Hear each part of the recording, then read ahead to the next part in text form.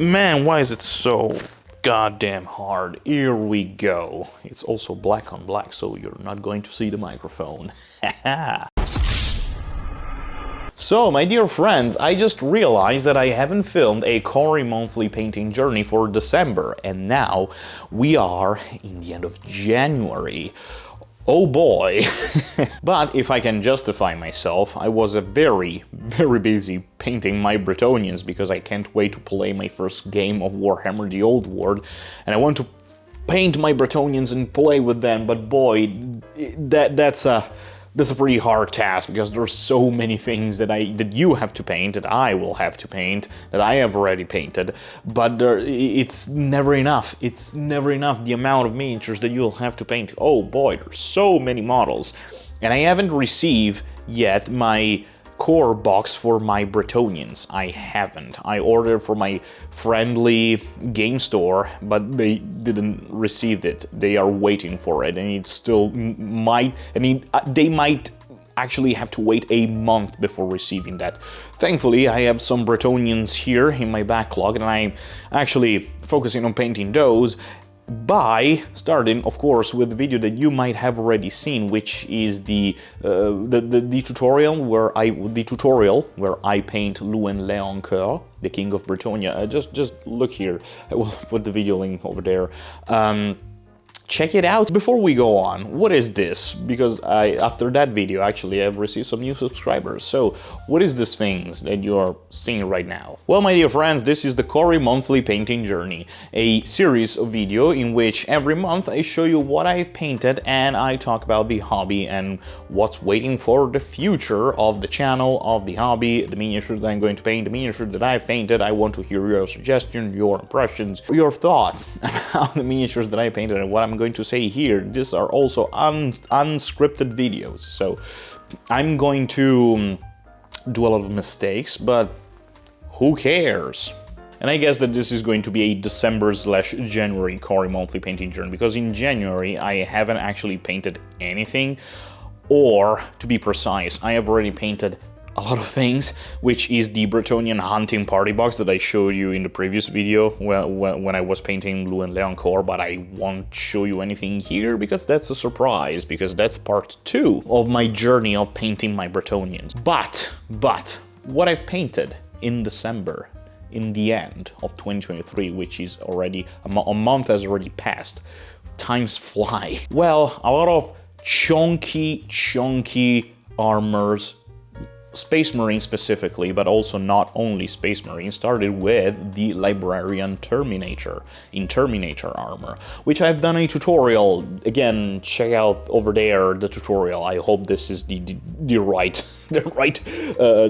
direction which I'm pointing my fingers, because if it's going to be over here, man, this is going to be awkward. And yeah, this is the second Space Marine, Specialist Marine, that I painted in a tutorial of 4 video. I still have to paint the Tech Marine and the Apothecary. And I think I will end with this too, but I was actually thinking of also doing a tutorial on how to paint the Death Company Marines for the Blood Angels, because technically those are not Specialist Marines, because only Blood Angels and Blood Angels Successor Chapter have Death Company Marines. But I thought that, well, basically all of those Marine, doesn't matter what kind of chapter they're from, if they ended up in the Death Company, they will have black armor with red stripes all over their armor. So might as well just do a bonus tutorial on how to paint Death Company's Marines. Also because my custom-made Space Marine chapter ideally is a Blood Angel successor chapter. It's kind of a hard word, the successor chapter. There you go. I was thinking of doing also that, but before that I want to paint the Apothecary and the Tech Marine. I think I will leave the Apothecary for last, just because the Apothecary is completely white and I hate painting white, but I actually find a way to paint white in a way that it's not painful from start to end. So I might also do that. I don't know. But this Librarian Terminator isn't the only Space Marine that I painted. Speaking of Terminator armor, we have Gravis armor, specifically this Aggressor unit of 3 Aggressor Space Marines, Primaris Marines, armed with flamethrowers. I always thought that the Aggressor squad was the Primaris equivalent for the Space Marine in Terminator armor.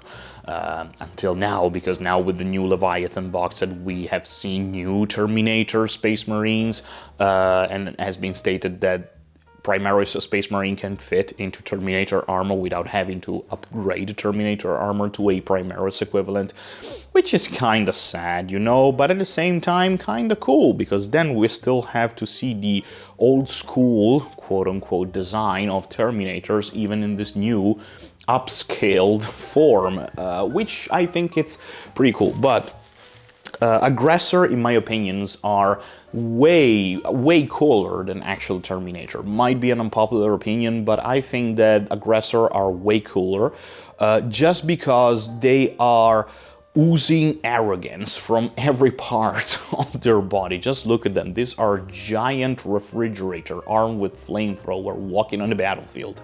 Unfortunately, this is a unit of 3. I still want to paint 3 more so that I can have a squad of 6 Aggressor and just teleport them around the board with the Blood Angels Librarian Dreadnought. Yeah, because they can do that actually. They can teleport units around the battlefield, which is a pretty common strategy for Blood Angels Space Marines. When somebody play with Blood Angels and Blood Angels tactics, it's a common thing to do. Just take the heaviest thing that you can and teleport it around so that it can reach melee combat really easily, even though they are very slow.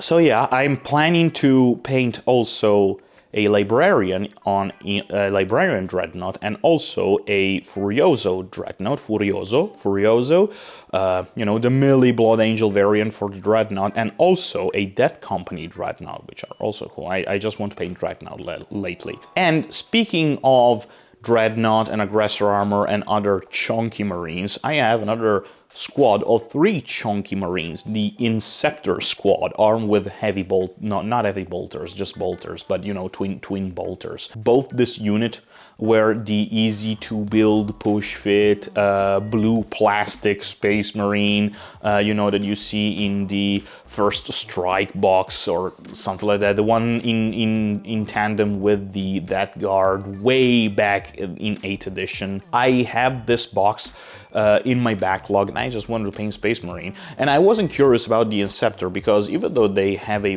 very cool design in my opinion, which is giant refrigerator armed with bolter, but also with eject pad so he can fly, the thing is that I was curious about the flying stands.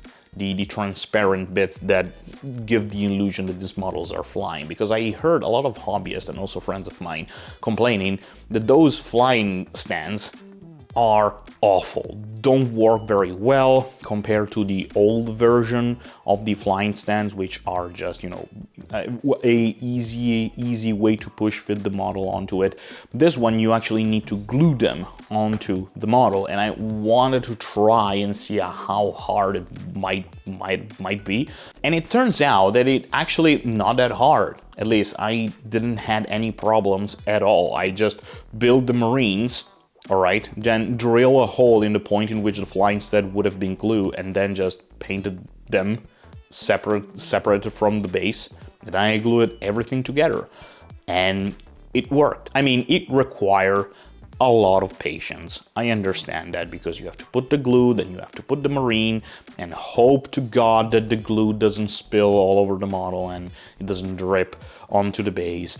And it doesn't, you know, and you have to be very still, holding the model into position, and hope to the gods that nothing bad happened and the position is right, because it's going to look very awkward. You just have to be patient, and you will manage to do the thing if you're worried about, if you're thinking of painting this kind of Marine in the future. I assure you that just a little bit of patience, it's all that you need. maybe, if you want, you can glue everything together. Maybe use a little bit of masking tape on the transparent bits so that you can prime the model without having to worry about priming also the transparent flying stand. I would do that, but then it's going to be a problem painting because it's going to get in the way of you painting the model. I don't know.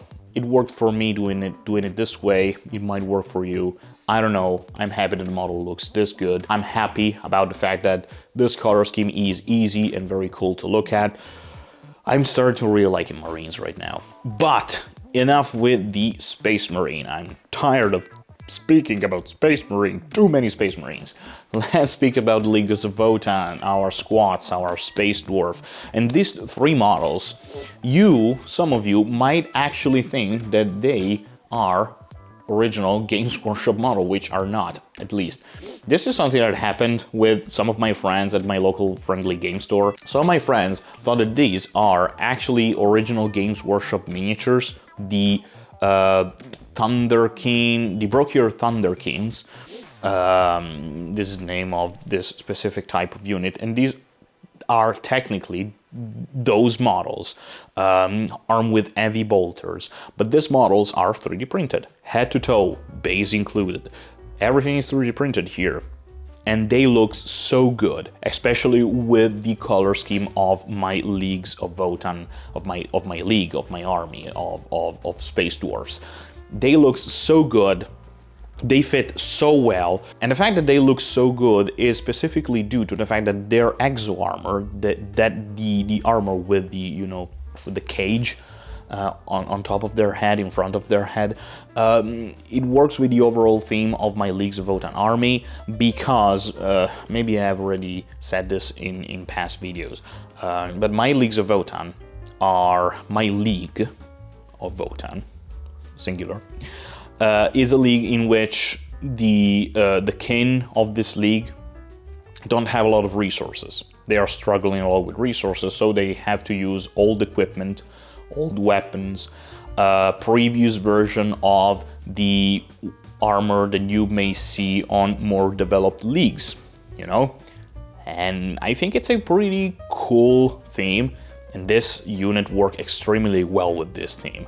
I don't know, I'm just so happy. It was a pain to print this model. These are the only three models that I'm going to... This model are the first three and the last three that I'm going to print with my 3D printer, because it was such a horrible task to print them. I don't know why. This model came unsupported, and it was so hard, so goddamn hard to print them. I struggle a lot when supporting my models, and for I don't know what kind of reasons, I struggled a lot when supporting this model. I failed like 20 prints trying to print these models. It was a nightmare, but I was so stubborn because I want them to be in my army, because I know that they would look very cool. And fortunately, I didn't give up, but I'm never going to print them again. Never at all. Never. Even though I have already pre-supported them and I have the supported file saved in my computer, I don't want to touch that file ever again in the future, because it was a nightmare. So my friends, these were the model that I painted in December. What about January? Well, January, as I said, I am focusing on painting my Bretonians. I already painted the Llewellyn Leon Core 5th edition model, and it's been a blast. I mean, it's such a great model, a very outdated model, I reckon that, but even though it's an outdated model, it still looks very, very cool, especially in the battlefield. And I can't wait to fill it on the table with all of the other Bretonians that I have and I will have when the core box eventually arrive. Can't wait for that. Also, I am so happy that the video actually went pretty well, both in view terms, then like to dislike ratio, even though I don't look at dislike because I don't care, but I received a lot more likes that a normal video of mine do, and also a lot of comments, a lot of positive comments, and I was very happy about that. Can't wait to release part 2. It's going to be fun. It's not going to be a how I paint things by, you know, showing you every single step of painting a model, because I have, you know, a lot of models. I have a unit of archer, a unit of yeoman, and a unit of knight errant, and then a knight of the realm with its own heraldry, etc. It's not doable to actually show you every single step. I won't do that. I just want this video to be something that introduce other people to the Bretonnians, you know, talking about Bretonnians, showing how to paint Bretonnians, how they look on the battlefield, and also this is a love letter to old Bretonnians, because as you see, I have my 5th edition Bretonnians rulebook right here, which is a huge source of inspiration. I mean, just look at these models here. With this beautiful heraldry and paint schemes, and I'm drawing a lot of inspiration from this because I think this is the kind of Bretonnia that I love. You know, unfortunately, the lore has been changed, not as I would have liked to. Wait, I mean, in the new lore for the old world now, also women can become knights, which is something that I extremely grateful for, because it's such a stupid thing that in a fantasy world women can become knight. When we had Réponse of Lyonesse, or Réponse du Lyonesse, in this edition of Bretonnian, and I would have loved to see a lot of more female knights, and now we do. I'm grateful for that, but also I would have liked Bretonnia to be something more heroic, something that also the peasant can become knights, such as the Bretonnia of 5th edition, because, I don't know if you know, but Bretonnia during 5th edition Warhammer Fantasy was a place in which even a peasant can become a knight by, you know, doing heroic deeds and heroic things, you know. They could become knight in Bretonnia 5th edition, and I would have loved to see the lore change also in this way in Warhammer the Old World. Unfortunately, not. Peasants are still peasant, and if you're a peasant, you will remain a peasant. It would almost never happen that you will become a knight. If you want to be a knight, you have to be a noble. That's it. Which sucks. Then what's waiting for the future of the channel beside this video? Well, I want to focus on more tutorials, specifically the Specialist Marine tutorials, which I'm going to do 2 plus a bonus one, but I don't know if I'm going to do that. And also the tutorials for the Aspect Warriors, Eldari Aspect Warriors, because I want to paint a lot of Eldari Aspect Warriors, and maybe the Phoenix lore, but that's way ahead. I want to focus on units now, and then maybe the character later. Next tutorial after this part 2 painting Bretonnian thing, I think I'm going to paint Dark Reapers. Yeah, more Aspect Warriors, the Specialist Marines, and maybe focusing on other games like Argatoria, like Battle Masters, you know, doing unboxing and review of these games. I don't know, nothing is set in stone. I want to do, generally speaking, the thing that I like to do. I don't want to do videos because they may go viral, because this is the new thing and everybody have to do this if they want to go viral. I don't give a shit. I want to do a thing that makes me feel good, and I want to do the things that I think are interesting. But anyway, this video is way too long for a Cory monthly painting journey, but you know, I have to summarize 2 months in one video. So yeah, if you stay if you stay with me this long, I'm grateful to you, my friend. Really, I really thank you from the deepest part of my heart. I love you all. Hope to see you in the future. Just be patient, because part 2 is going to take a lot of time for me to make for the Bretonnians, but that's also because I want to take my time and enjoying painting these models.